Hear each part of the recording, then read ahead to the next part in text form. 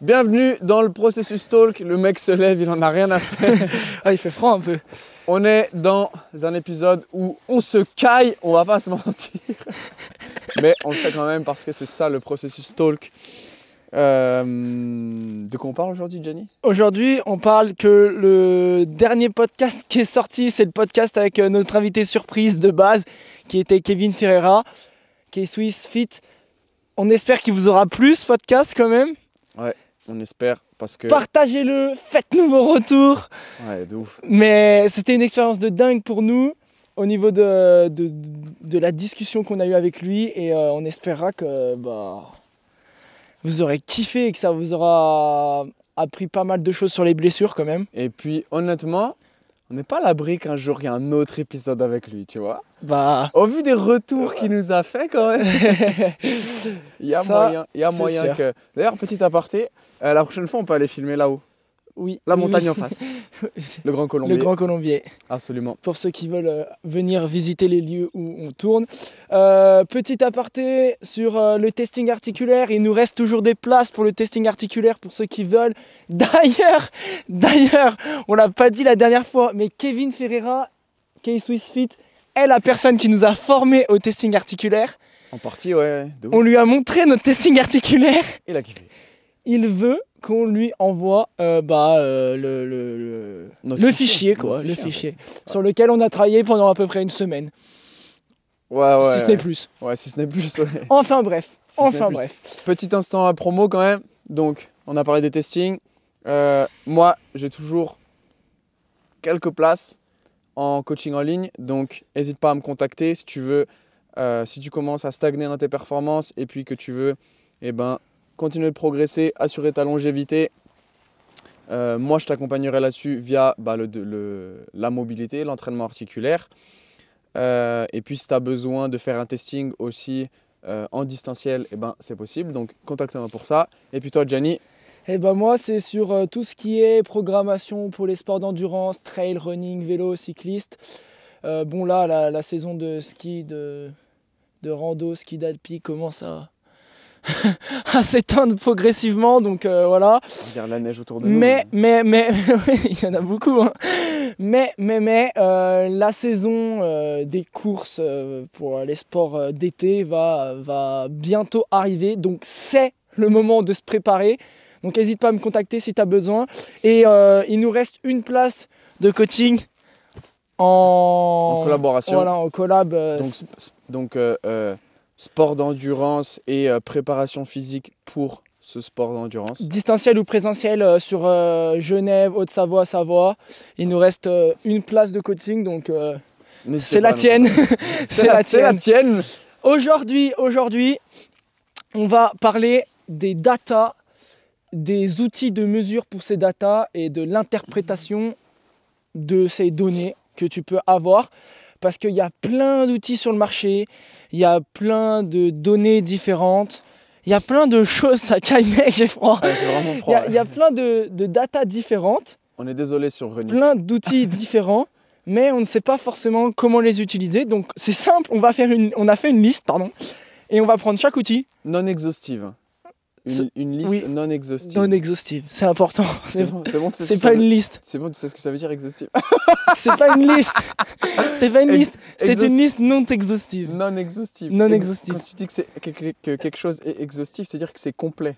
Donc ça veut dire que qu'on n'a pas tout listé. Ah bah oui, évidemment, mais parce que déjà on connaît pas tout, parce que le podcast... Quelle aberration de le dire, dirais-je. Donc déjà, commençons simple. La fréquence cardiaque, les montres. Non, mais on va prendre la trame qu'on a fait. C'est ce qu'il y a tout en haut. Oui, tout en haut. Mais parce qu'on va commencer un peu plus sur les outils et les datas pour les sports d'endurance, parce qu'il y en a plus que dans la préparation physique.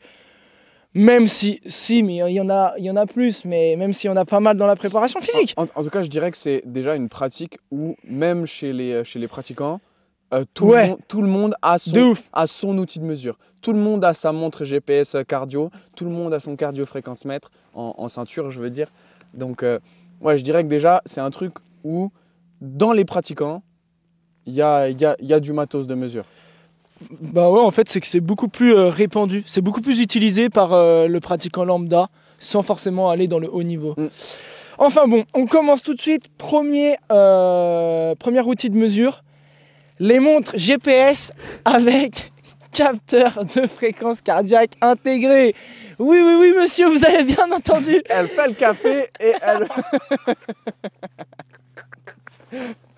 Bon, alors, toi qui es spécialiste, est-ce que tu peux nous donner ton avis? Alors, je vais être franc là-dessus parce que ça m'énerve un petit peu ce sujet est encore mal compris par la plupart des utilisateurs de ces montres. C'est vrai que je te sens énervé là. Non, en fait, c'est pas un énervement, c'est juste aussi qu'il y a de l'incompréhension et que les gens sont mal sensibilisés à cause du marketing en fait. Ouais, marketing. En gros, si vous voulez, les marques vous vendent que vous avez un capteur intégré à vos montres qui va prendre ta fréquence cardiaque. Alors oui, ça prend la fréquence cardiaque à plus ou moins 60 BPM. Donc en gros... En gros, tu peux être, si tu es à 180, tu peux être aussi à 240 ou à 120 BPM. Tu seras plus précis avec tes deux doigts. Non mais c'est vrai. Arrêtez d'acheter des montres. Non, ça c'est pas vrai. Si on prend les points forts des montres, parce qu'il y en a pas... Enfin, il y en a, mais pas énormément. Ça te permet de juste déjà calculer ton kilométrage par semaine, par mois. Important. Ouais. D'avoir un tracé, c'est sympa aussi d'avoir un tracé sur une map. Ouais, tracé GPS. Voilà, tracé GPS. Là-dessus, c'est très très fiable au niveau du tracé GPS. Et pour ceux qui aiment se balader ou voyager, tu peux importer des itinéraires et ça te fait office de boussole en fait. Tu as ton itinéraire, tu es dans une intersection, ça te dit tourner à droite, tourner à gauche. Donc voilà, ça c'est très très très très intéressant et ça te permet aussi du coup de calculer le dénivelé. Donc c'est un bon tracker. Est-ce que ça te donne tes... Moi tu vois, j'ai pas ce genre d'outil. Est-ce que ça te donne aussi par exemple ta vitesse, ton allure? Oui, ça te donne l'allure, ouais, effectivement. Oui, quand tu cours, ça te donne ton allure. Ça c'est pas mal, par exemple si tu fais une petite Irox, tu vois. Ouais, ou même quand tu fais ton endurance fondamentale ou tes séances d'intense. En vrai pour l'Irox ça marche pas parce que généralement le oui, t'es en intérieur, ça prend pas. Ouais, effectivement. Mais voilà, tout ça, c'est des mesures qui sont assez fiables et assez intéressantes. Mais tout le reste? Ouais, mais tout le reste. Mais aussi, il faut quand même avoir un esprit critique. Enfin, c'est-à-dire, moi j'ai déjà eu des gens qui sont venus me voir, qui m'ont dit j'ai fait cette montagne-là en courant, je connais la montagne, elle fait 600 mètres de dénivelé, la montre affichait 1200 de dénive. Tu vois, il faut se méfier aussi. Non mais c'est le GPS, méfiez-vous, il faut mettre vos montres. Il faut mettre vos montres à jour, c'est important, parce que sinon, au bout d'un moment, les données sont faussées. Donc, toutes les données, allure, dénivelé, kilométrage, durée, parce que ça te fait aussi chronomètre, itinéraire, boussole, tout ça c'est assez juste. En revanche, c'est ce point-là qui est important à comprendre, c'est l'intégration du capteur de fréquence cardiaque. Ça, c'est du bullshit. En gros, on peut expliquer un peu comment ça marche. C'est que c'est les capteurs généralement avec une LED verte. Ouais. Et en gros, l'idée c'est que cette lumière, elle traverse ta peau et tes vaisseaux sanguins. Et comment expliquer ça simplement? En fait, tes molécules, comment ça s'appelle? L'hémoglobine, voilà. C'est cette molécule-là qui, dans ton sang, transporte l'O2. Et en gros, quand ta molécule, elle est chargée en O2, elle n'est pas de la même couleur que si elle est pas chargée. Elle n'est pas la même forme. Elle n'a pas la même forme. Voilà, et donc du coup, la lumière ne revient pas de la même façon. Voilà. Okay, vraiment, c'est très vulgarisé. Et donc du coup, quand tu fais des estimations de saturation en oxygène, de choses, tout ça, c'est comme ça en fait que ça mesure. C'est via la lumière. Ouais. C'est comme la technologie NIRS, ça s'appelle. Near Infrared Spectroscopy. Il manque une lettre là. Voilà, bref. En gros, c'est à peu près comme ça que fonctionnent les montres. C'est la spectroscopie au proche infrarouge. Voilà, en français. Pour ceux qui sont intéressés et qui veulent chercher un peu plus de donc ça, c'est pas super fiable. Non, mais alors le NIRS, par contre, je crois que c'est pas sur les montres. Hein. C'est sur les Moxi Monitor. Ouais, sur les... Ok. C'est pour calculer justement l'oxymétrie musculaire, voilà, donc tout ça. Sur les montres, à vrai dire, moi je ne vais pas m'avancer sur ce sujet, je ne sais même pas comment ça fonctionne. Bah, je crois que c'est la même chose. Je pense que c'est la même chose parce que vu qu'il y a une lumière, ça doit être quasiment la même chose. Après, peut-être que la technologie n'est pas aussi poussée pas aussi performante. Mais... Donc voilà, bref. C'est la même chose. Tout ce que je peux vous dire, c'est que le capteur, déjà, il faut qu'il soit ultra proche de ta peau. Ok. Ouais. Et dans la plupart des sports que tu pratiques, ta montre n'est pas forcément très bien serrée et il y a énormément de mouvements au niveau des poignets. Si tu prends l'exemple de la musculation ou des sports en salle, bah, tu vas tout le temps manier quelque chose avec tes mains, bouger une barre, modifier ta posture dans l'espace. Du coup, ça fait bouger ta peau. Voilà, ça fait bouger ta peau et aussi tout simplement la montre. Ouais. Sans aller chercher trop loin. Est-ce que ça te donne quand même un ordre d'idée des mesures que ça donne? Alors, ou alors même ça, c'est un ordre d'idée qui... En fait, si tu veux, il faut être franc, non, ça donne pas d'ordre d'idée. Pourquoi? Parce que sinon, il y a des personnes qui vont se dire oui, mais ça donne un petit ordre d'idée et tout, et si c'est à 175 BPM alors que je suis dans mon canapé, peut-être que, tu vois, c'est juste. Non, vraiment, ne vous fiez pas. Si tu prends ta fréquence cardiaque avec le capteur FC de ta montre, ne te fie pas à ça. J'ai déjà vu des montres qui sont assez fiables, mais ne te fie pas à ça, c'est important. Parce que tu auras toujours une marge d'erreur qui est énorme, en fait. Donc autant travailler au RPE, en fait. Voilà, autant travailler au RPE. Mais sinon, au-delà de ça, en fait, tout simplement, autant travailler au capteur de fréquence cardiaque, la ceinture de fréquence cardiaque, en fait. Et là, du coup, ça, c'est beaucoup plus fiable. La technologie n'est pas du tout la même. Ouais, c'est pas du tout la même. La technologie, en gros, j'explique un peu, tu vois, parce que c'est simple. Mais en gros, au niveau de ton cœur, t'as déjà remarqué que ton cœur, il bat tout le temps, même quand tu dors? Non. Si, je te jure. En fait, en gros, c'est un peu comme si le cœur, il fonctionnait de manière automatique. Il fonctionne de manière automatique. Après, ton cerveau, il régule quand même des choses. Tu as vu, quand tu es stressé, ta fréquence cardiaque, elle augmente. Enfin bref, des choses comme ça. Mais tu as des cellules au niveau de ton corps, ça s'appelle des cellules cardionectrices, qui en gros balancent des courants électriques et qui font que tes cellules cardiaques, donc tes cellules musculaires, viennent se contracter. Et donc, tu as cette fameuse diastole-systole, donc ton cœur se contracte. Boum, boum. Ton cœur se contracte et envoie le sang à l'organisme. Et donc, que fait un cardiofréquencemètre, une ceinture? En fait, elle mesure ses courants électriques. C'est exactement ça. Voilà. C'est juste, en gros, pour que ton muscle il se contracte, il y a un courant électrique. Et s'il y a plus de courant électrique à la seconde, il y a théoriquement plus de battements par minute. Donc en gros, ça je sais pas, parce qu'il y a forcément un algorithme derrière ça, tu vois. Oui, carrément. Le courant, il va à telle vitesse, donc ça veut dire que... Mais bon, bref, en gros, c'est comme ça que ça marche. Ça mesure les courants électriques de ton cœur. Déjà, c'est placé beaucoup plus proche de la partie thoracique, donc beaucoup plus proche du cœur. Donc la dissipation d'énergie est bien moins... il y a bien moins de chances qu'il y ait d'erreur parce que c'est très très proche de l'endroit où le cœur bat. La surface en contact avec la peau est beaucoup plus grande parce que c'est quasiment en contact avec la peau sur là où il y a les capteurs, parce que tout le reste, oui, c'est une ceinture, mais c'est quasiment en contact avec la peau sur une trentaine de centimètres. Donc c'est beaucoup plus fiable aussi. Ouais. Mais évidemment, il y a des moments où ça bug. Quand il y a un manque de batterie, des fois, c'est pas très juste. Quand les piles sont en fin de vie, pareil, c'est pas très très juste. Si ta ceinture bouge ou descend au niveau de l'emplacement où elle devrait être, c'est pas très très fiable non plus. Enfin voilà quoi, c'est très fiable 95% du temps, mais il y a certaines situations où c'est pas très fiable. Évidemment tout ça, ça va dans l'eau aussi, donc c'est fiable pour les personnes qui font de la natation. Ouais. Et j'ai même envie de te dire que c'est encore plus fiable parce que on te demande de mouiller les électrodes. En fait, c'est comme des électrodes quand tu vas chez le médecin. Voilà, c'est exactement pareil. Et on te demande de mouiller les électrodes. Et quand les électrodes sont mouillées, le signal est mieux transmis. Parce qu'on sait que l'électricité va encore plus vite dans l'eau. Voilà, enfin, suffit de mettre son sèche-cheveux dans la baignoire quand tu es dedans. Il y en a qui ont essayé, ça s'est pas bien passé. Tu vas comprendre que l'électricité va aussi dans l'eau. Ok. Montre GPS, bien pour allure, dénivelé, kilomètres. Pour les données GPS. Voilà, les données GPS, fréquence cardiaque, pas bien. Nul. Nul, pas bien. N'utilise pas, pas bien. Non mais, je vais le répéter encore une fois, pas bien. Par contre, ceinture de fréquence cardiaque, et ne viens pas me dire que ça coûte cher quand tu as une montre Polar à 500 balles au poignet, parce que ça coûte 80 €. Ok, si, pas de placement de produit, mais si vous avez besoin n'hésitez pas à nous contacter. Mais le Polar H10 est très très bien. Ouais, il est utilisé en laboratoire pour des recherches scientifiques, donc il est très très très bien. Et ceinture de fréquence cardiaque, bien. Utilise, bien. Bien.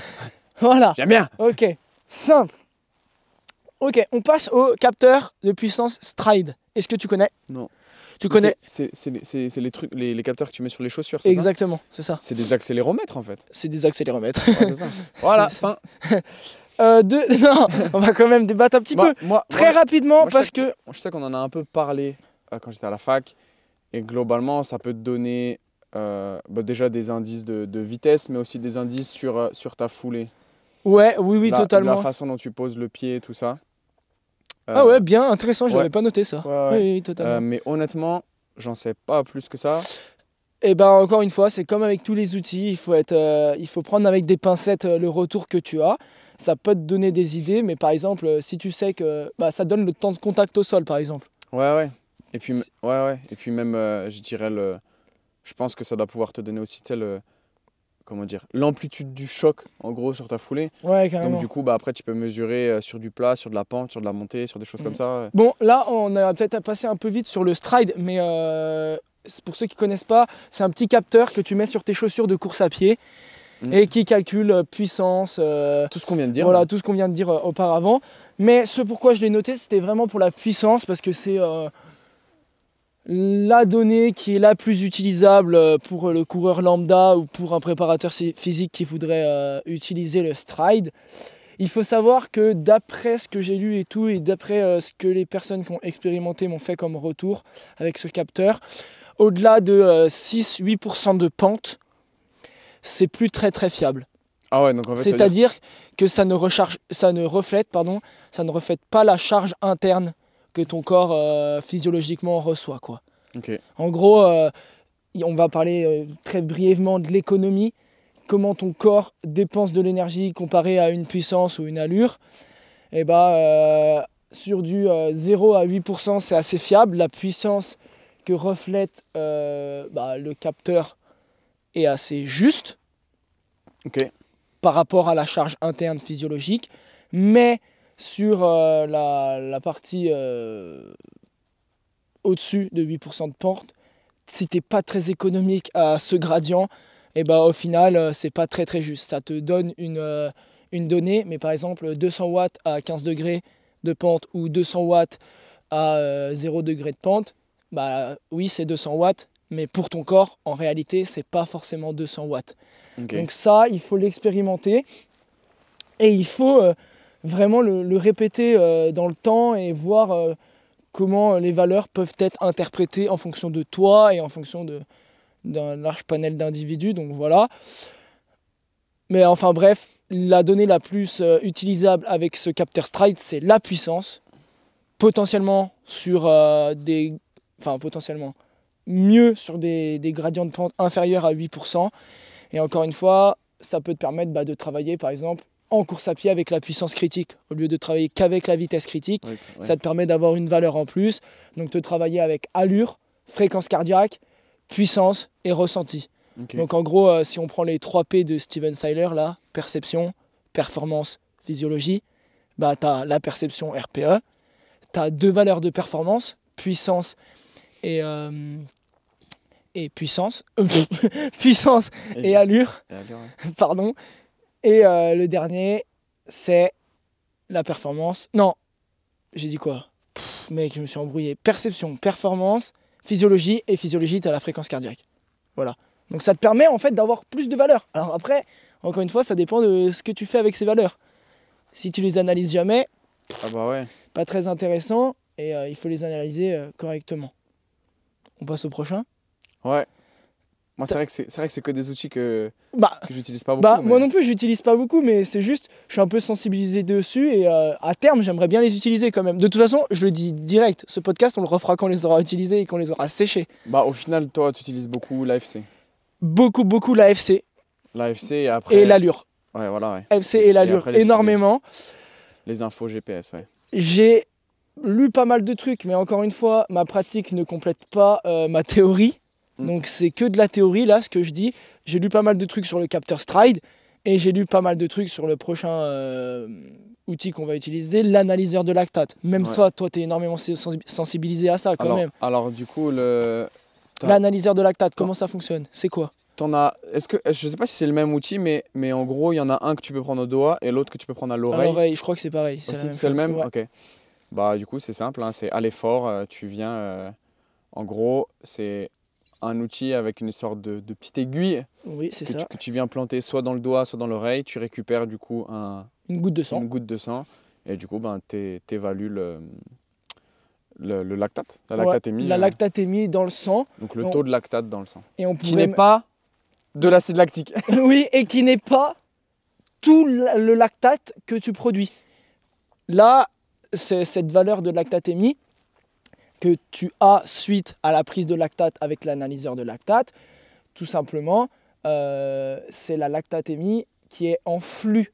En gros, si on prend... Qui est dans le sang. Dans le système, en fait. Voilà, en gros, très vulgairement, imaginez que quand tu es à l'effort, tu as un produit, on va imaginer que ce produit c'est le lactate, on va imaginer qu'il est liquide, d'accord? Donc il peut aller dans toutes les parties de ton corps.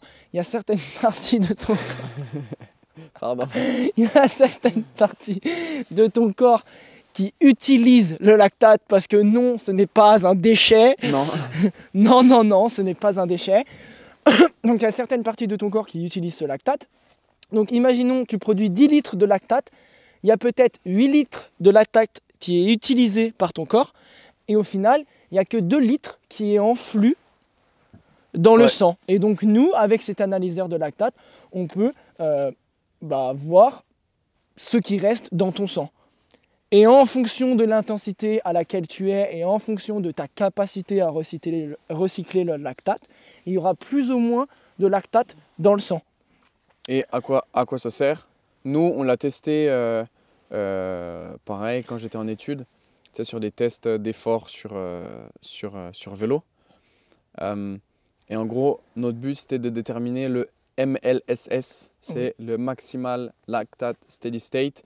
Donc en gros, c'est on va dire la vitesse sur ton vélo à laquelle, la vitesse max à laquelle tu peux être en ayant une concentration de lactate qui reste stable. Sans avoir d'accumulation exponentielle de lactate. Et typiquement, à partir du moment où le lactate commence à s'accumuler, je sais que tu rentres dans un effort qui est quand même très élevé, assez intense. Et plus il va s'accumuler, plus tu as de la fatigue en fait qui va s'installer. Pour ceux qui n'ont pas les bases et pour qui ça peut paraître très abstrait, ce qui vient de dire Nathan, là le MLSS, Maximum Lactate Steady State, tout simplement imagine-toi que tu as une première intensité où tu recycles quasiment autant de lactate que tu en produis. Ouais. Donc il n'y a quasiment pas de lactate dans le sang. Ce qu'on disait tout à l'heure, si tu produis 10 litres... Il y en a, mais il est à un état stable. On va dire, voilà. Mais il est très très stable. Imagine-toi que vraiment tu produis 10 litres et ton corps il arrive à utiliser 9,5 litres.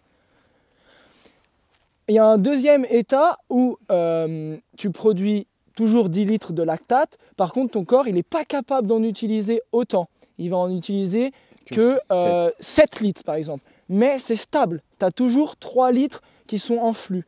Par contre, il y a une autre intensité, la troisième intensité, où au-delà de ce MLSS, qu'on a déjà exposé avant, au-delà de cette intensité, si tu poursuis ton effort, ton corps au final il va plus du tout réussir à utiliser le lactate et tu vas voir que si tu prends des valeurs de lactatémie toutes les 30 secondes par exemple ou toutes les 1 minute ou toutes les 3 minutes, ça va faire qu'augmenter. Ouais. Tu vas avoir au début 3,5, puis après tu vas avoir 4, puis après tu vas avoir 5, puis après tu vas avoir 6. Donc tu produis plus que ce que tu utilises. Et donc ça veut dire que tu es dans une intensité que tu ne peux pas tenir sur le long terme et en gros tu as de la fatigue qui s'accumule. Pour ceux qui sont intéressés, j'ai fait 4 réels là-dessus sur mon compte Insta. C'est les domaines d'intensité, pour ceux qui veulent aller un petit peu plus loin. Voilà, sur l'analyseur de lactate, à quoi ça peut servir dans l'entraînement?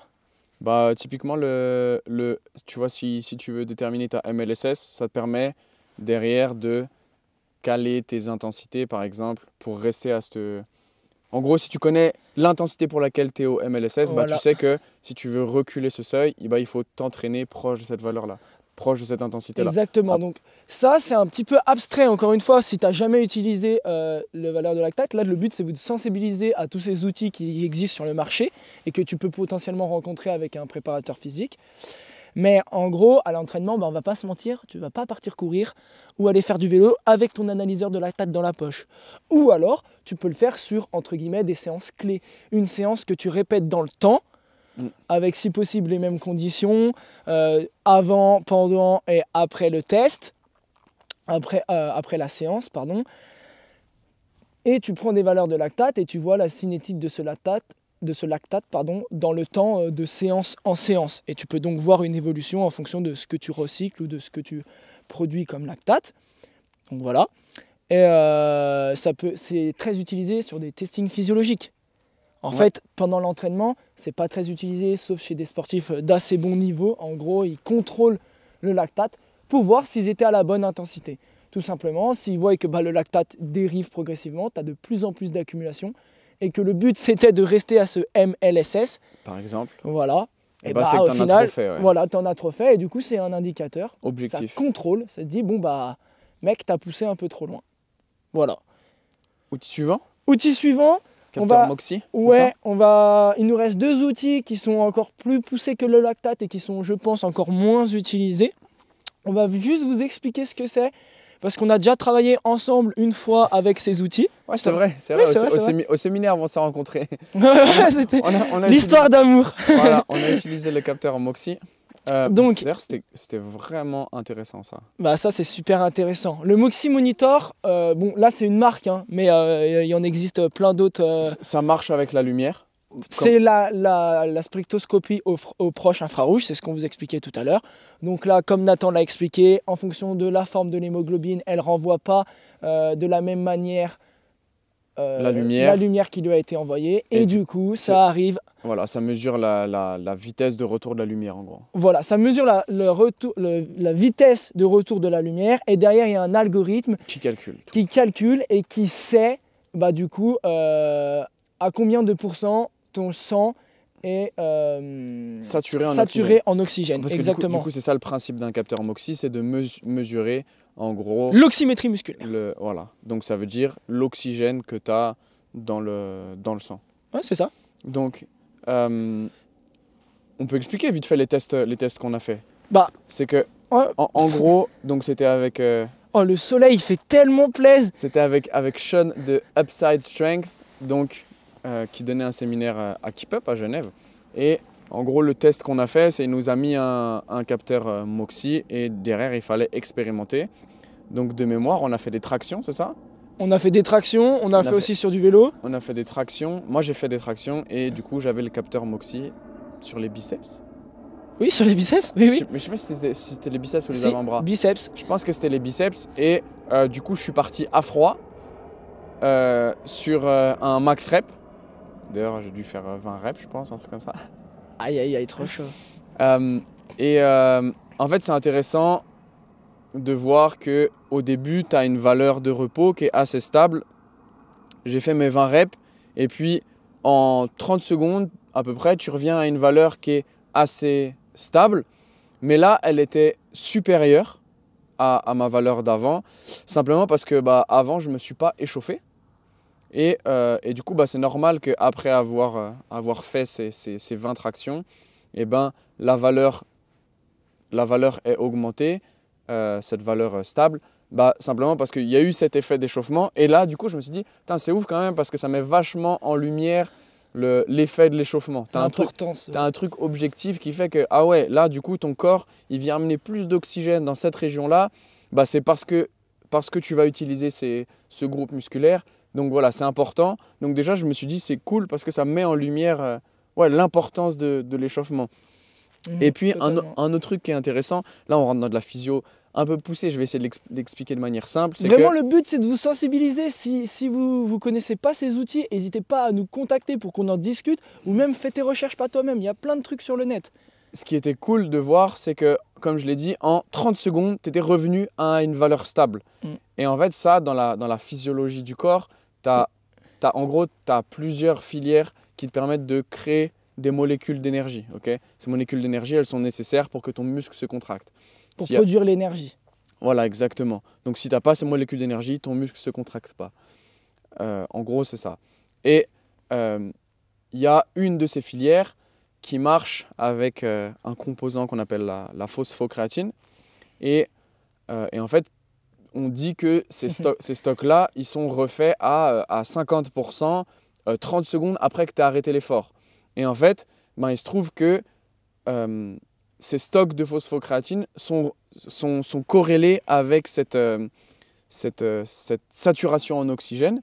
Et donc en fait, tu la vois, cette resynthèse de ces stocks de phosphocréatine qui sont faits très rapidement puisque tu as ton oxygène qui revient très rapidement en 30 secondes. C'est vraiment le temps que ça prend. Lance un chrono et tu verras en 30 secondes chrono, bam, tu es à cette valeur cette valeur stable en fait. Donc tu as récupéré d'un point de vue oxygène. Après voilà, quand tu t'entraînes, il n'y a pas que le côté oxygène, il y a d'autres paramètres qui rentrent en jeu. Mais bref, j'ai trouvé que c'était assez intéressant de voir ça et de dire ah ouais, en fait, il y a vraiment cette corrélation phosphocréatine-oxygène quoi. C'est ouf comment chacun sélectionne ses informations parce que tu vois, moi je me souvenais tellement pas de ça. Ah ouais, moi parce que moi je suis dans les sports d'endurance, du coup je me suis tout souvenu ce qu'on a fait sur le vélo.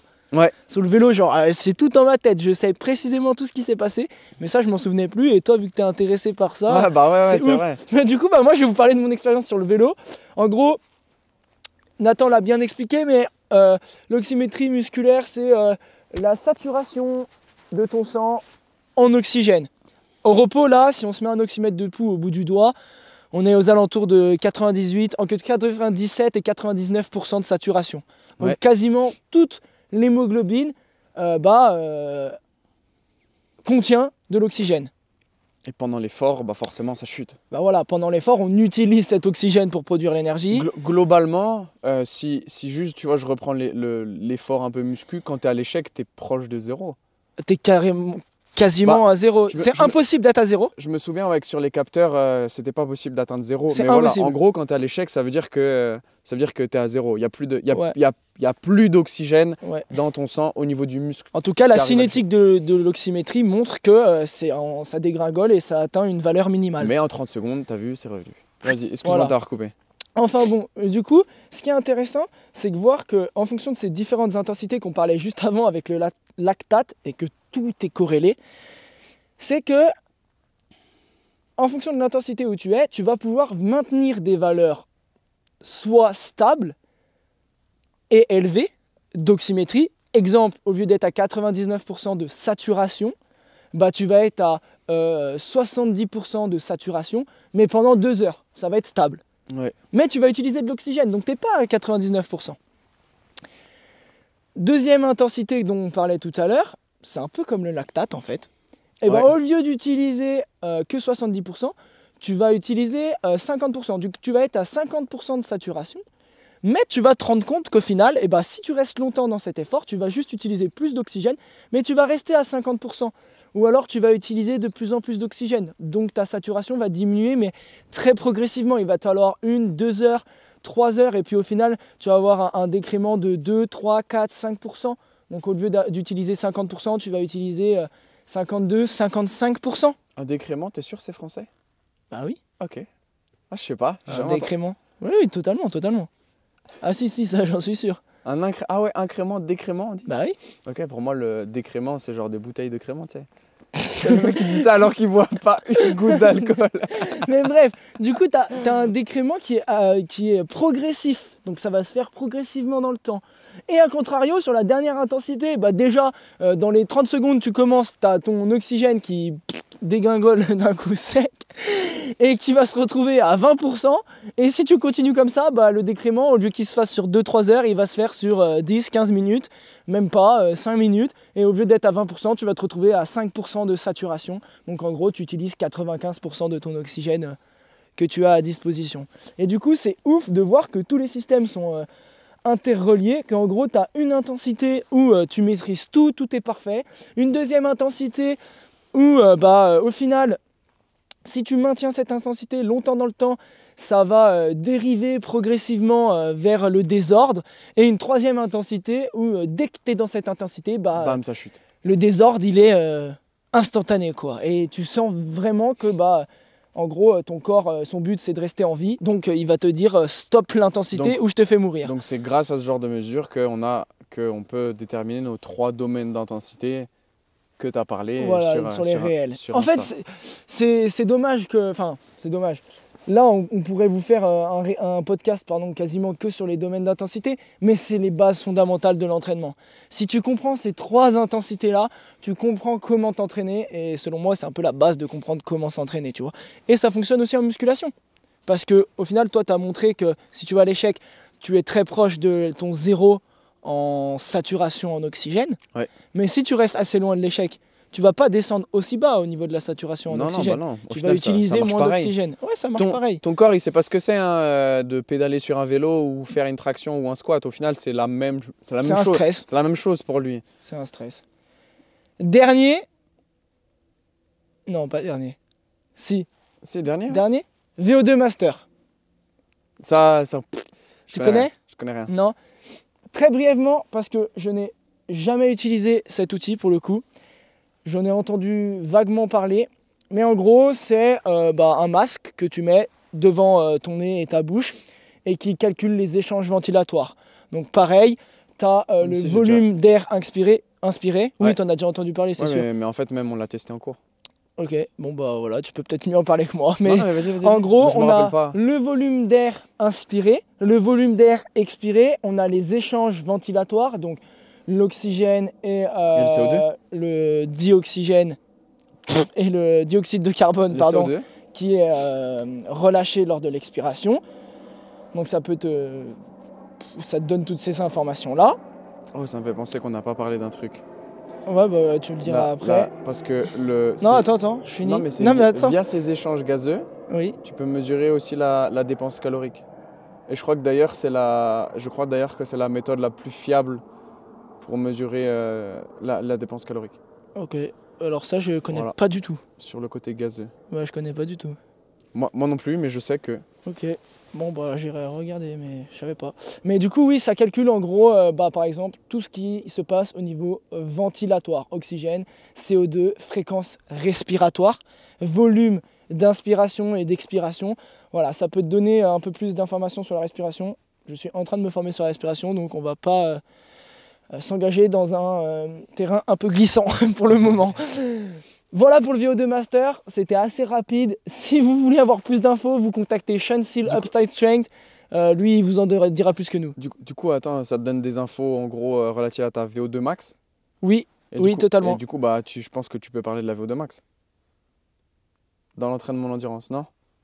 Ouais, c'est un peu sensible comme sujet. Non, c'est pas sensible, mais... Moi, j'ai l'impression que aujourd'hui... C'est trop surcoté. Voilà, c'est ça. J'ai l'impression que, moi, de mon œil extérieur, c'est qu'aujourd'hui, pendant des années, on a parlé de VO2 max. Et j'ai l'impression qu'en fait, c'est pas ça qui régit le tout. Et qu'au final, juste en rester sur les domaines d'intensité... tu comprends déjà énormément de choses. Je pense que tu as l'essentiel, en fait. En fait, si tu veux, moi, je comprends le principe de VO2 max. Juste... C'est quoi la VO2 max déjà? La VO2 max, c'est le volume d'oxygène inspiré que tu vas transporter et utiliser pour produire de l'énergie. Voilà. C'est ça. Et au final, à haut niveau, en vrai, tous les athlètes, ils ont la même VO2 max. Voilà, exactement. C'est juste leur économie ce qui va faire la diff, c'est donc peut-être l'économie. Et aussi, il y a le moment où tu vas lâcher les chevaux, tu vois, dans un... Ouais, un peu le mindset. Tu vois, c'est ça, une course de vélo. Ok, au final, sur le papier, on a tous le même niveau parce qu'on a tous la même VO2 max. En gros, on a tous le même moteur. Et vu que pendant des années, on s'est basé que sur la VO2 max, au final, c'est ce que ça voulait dire. C'est que tous les athlètes du Tour de France, au final, ils ont tous le même niveau. Sauf qu'à un moment, tu vas lâcher les chevaux dans une côte, tu vas taper un sprint et tu vois, ça va être ce moment décisif-là qui fait que tu vas faire la différence. Et je parle du vélo, mais en fait, c'est pareil sur une course de trail. Oui, totalement. Donc voilà, en fait, c'était ultra réducteur, je trouve, de parler que de VO2 max. Et je pense qu'aujourd'hui, c'est peut-être pour ça qu'on l'utilise moins. En fait, aussi, c'est que c'est une valeur, mais tu peux tellement pas l'utiliser à l'entraînement. C'est juste un marqueur en fait.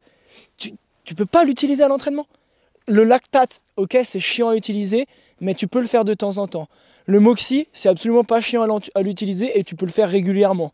Le VO2 Master, c'est un peu plus chiant, mais sur des tests, bah, du coup, tu vois, ça te donne la VO2 max et ça peut être intéressant de l'utiliser de temps en temps à l'entraînement. Je sais que par exemple, sur le marathon du Mont Blanc. Mais est-ce que tu l'utilises à l'entraînement ou plutôt sur du testing? Le VO2 Master? Ouais. Plutôt sur du testing, ouais, voilà, donc mais je sais qu'il y a une course qui a été faite, le marathon du Mont Blanc, où il y a un gars qui a fait toute la course avec le VO2 Master.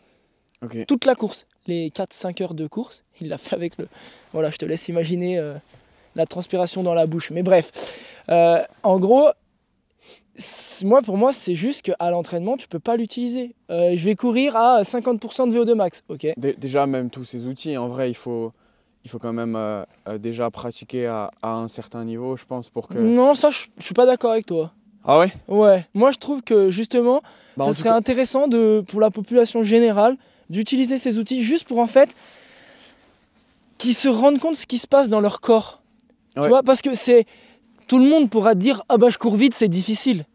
Oui, mais au niveau de ton corps, qu'est-ce qui se passe? Bah tu vois que là, c'était facile, le lactate c'était comme ça, la ventilation c'était comme ça et l'oxymétrie musculaire c'était comme ça. Ouais, regarde, on a augmenté ton allure, t'avais moins d'oxygène dans le sang, t'avais plus de lactate et la ventilation elle a augmenté. Et puis on a augmenté, on est allé à fond et t'as vu le lactate et il était à balle, il y en avait plein. L'oxymétrie elle était tout en bas et la fréquence respiratoire elle était au max. Tes échanges ventilatoires ils étaient au max. Oui. Et ça permet de, en gros, un petit peu objectiver tout ce qui est subjectif. Ouais, je vois ce que tu veux dire. Ouais, c'est l'éducation physiologique. Ouais, c'est ça. Bah, c'est ce que je vends en fait. Ah ouais, je sais. C'est ce que je vends. L'éducation à la physiologie. D'ailleurs, réserve ta place maintenant. Ouais, exactement. Pour déterminer tes domaines d'intensité. Ouais, non mais je vois très bien. Ok. Enfin bref, on a un peu fait le tour là-dessus. Ouais. On passe aux outils de mesure pour la salle ou pas? Moi, je me demande si on ferait pas une deuxième partie. Ouais, un deuxième podcast. Parce que j'ai peur que ça perde les gens. Donc je pense qu'on peut conclure cet épisode-là. Je voulais juste rajouter un truc, parce que si on continue pas, ça me prend 5 minutes à le dire. Et c'est par rapport à la fréquence cardiaque et par rapport aux zones d'entraînement qui sont prédéterminées. En fonction des zones cardiaques, voilà. de fréquence cardiaque. Non, en fonction de la montre que tu achètes. Tu sais, quand tu achètes une montre, tu vas faire un sprint à bloc, tu vas monter à 200 BPM et ça va te déterminer des zones par rapport à ça. Ok.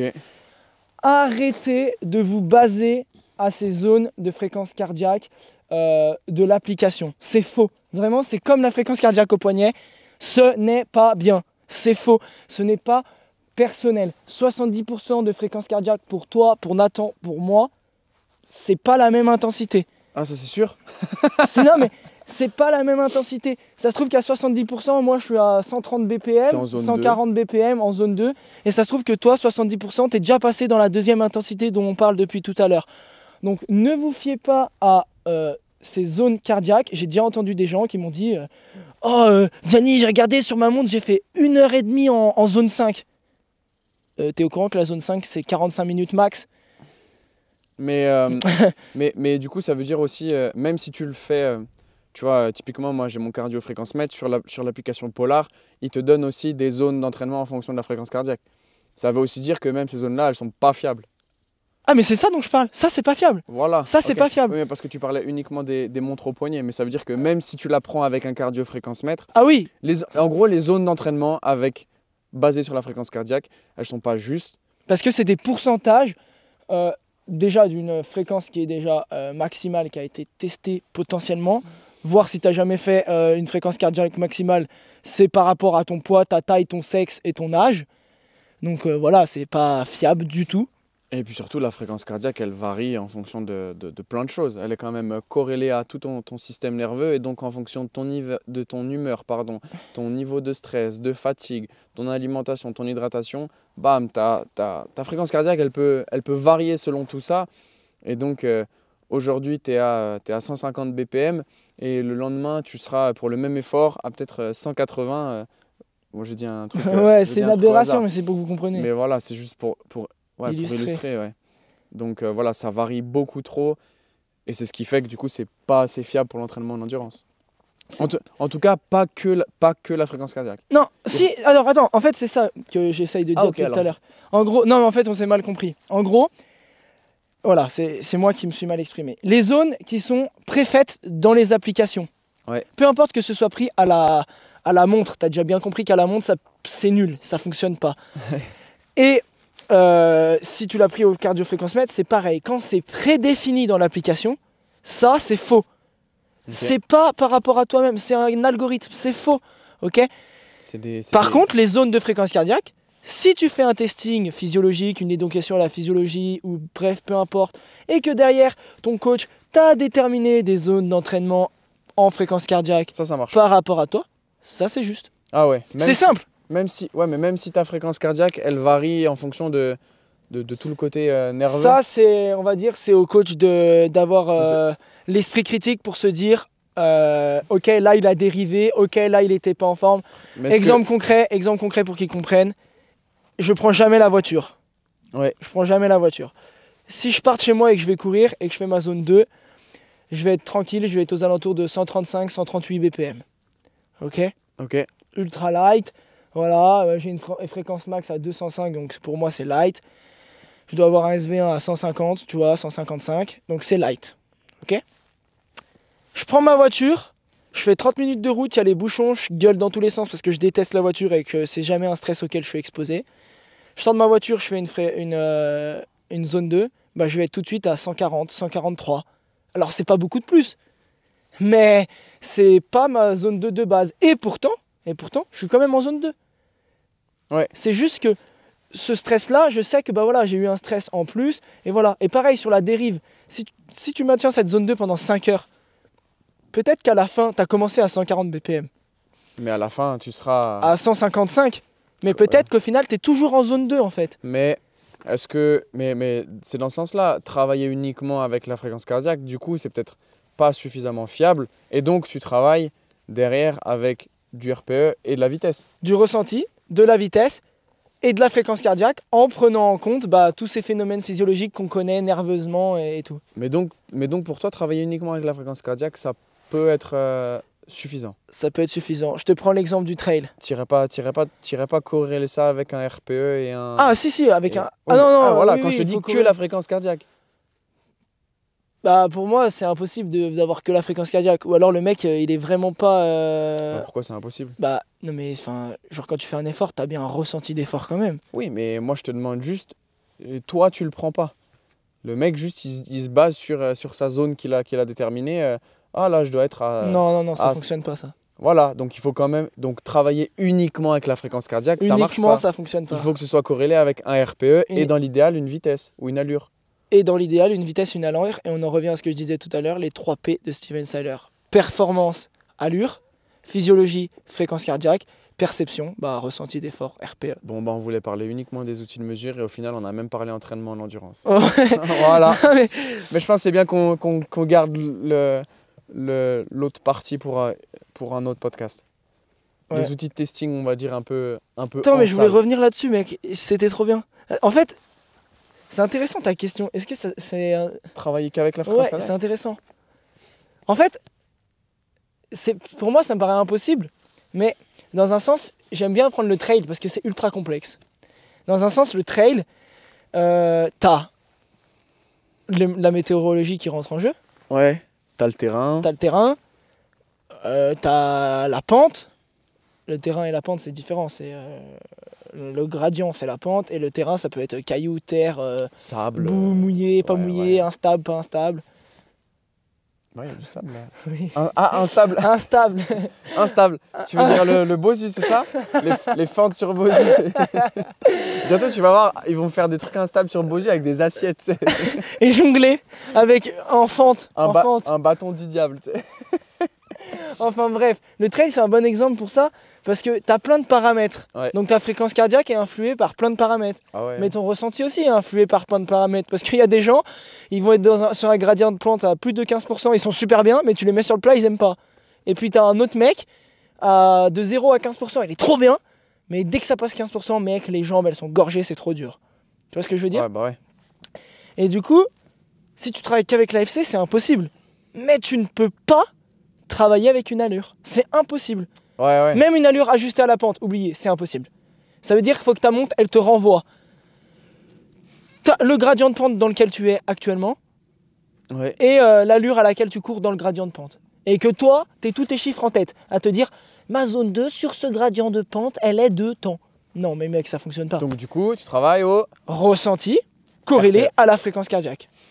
Et là, du coup, tu as le plus de choses. Après, par expérience, je peux te le dire, si tu cours souvent aux mêmes endroits, tu peux regarder ton allure. Ouais. Tu sais qu'à cet endroit-là, en zone 2, je passe à tant d'allure. Et même potentiellement, au lieu de faire des endroits bien précis, il faut faire au kilomètre. Par exemple, tu sais que sur ce kilomètre-là de cette montée, en général, je le monte en 8 minutes au kilomètre.